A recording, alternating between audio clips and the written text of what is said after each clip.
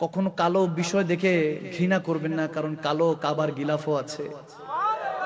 খুব খুব ফর্সা দেখে, সাদা দেখে খুব ভালোবাসেন না, কারণ আবার ভয়ঙ্কর সাদা কাফনের কাপড়ও আছে। ওটা যখন পরে আপনার এই চেহারাটা এখনো খোলা, তখন বন্ধ করে দিবে, মুখটা ঢেকে লজ্জায় নবীর কাছে যাবেন কবরে। আমার আল্লাহ তখনও বলতেছে আস্তে আস্তে, কারণ আমার নবী বলেছেন মৃত্যুটা ফাকাত কিয়ামত, কিয়ামতের মতো যেমন কিয়ামত লাস্ট হয়ে যাবে, মৃত্যুটা এত ভয়ানক হবে, মানুষ চোখ বের হয়ে যায়, জিহ্বা বের হয়ে যায়, কি অবস্থা হয়ে যায়, বান্দা কষ্টে শেষ হয়ে যাবে।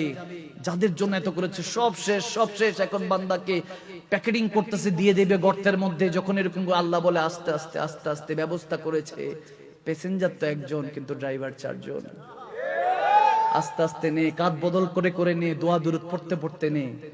দেখেন কত বড় ইজ্জত মালিক দিচ্ছে আপনাকে। মৃত্যু দেখেন, শেষটা বুঝে দেন, শুরুটা বুঝে এসে যাবে। জানাজার ময়দানে রাখা হলো আপনাকে, সামনে রাখা হলো কার সামনে? যাদের সাথে একসাথে ঈদুল ফিতর, সালাতুত তারাবি পড়তেন, নামাজ পড়তেন, তাদের সামনে, মন্ত্রী মিনিস্টারের সামনে, যত রকমই হোক, আজকে কেউ আপনার সামনে নাই।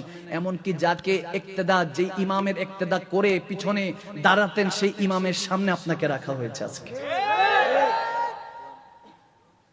আল্লাহ, কত ইজ্জত মালিক। কাদের কাছে যান? কি এই মুহূর্তে গিয়ে বলেন যে একটু দরকার, মাহফিলে একটু হাদিয়া দেন, এই করেন, একটু বিপদে আছি সহযোগিতা করেন, আপনাকে বলবেন বিরক্ত হবে, কালকে আসো। এ হলো দুনিয়ার মানুষ। আর আমার আল্লাহ বিরক্ত হয়, বান্দা আমার কাছে চায় না কেন? আল্লাহু আকবার বলবেন না? সবাই সামনে আজকে আপনাকে রাখানো হয়েছে জানাজার মাঠে, আপনি সবাই সামনে, সবাই আপনাকে নিয়ে জানাজার মাঠে সালাত আদায় করলো, আপনাকে সুন্দর করে আস্তে আস্তে আস্তে আস্তে একজন ধরে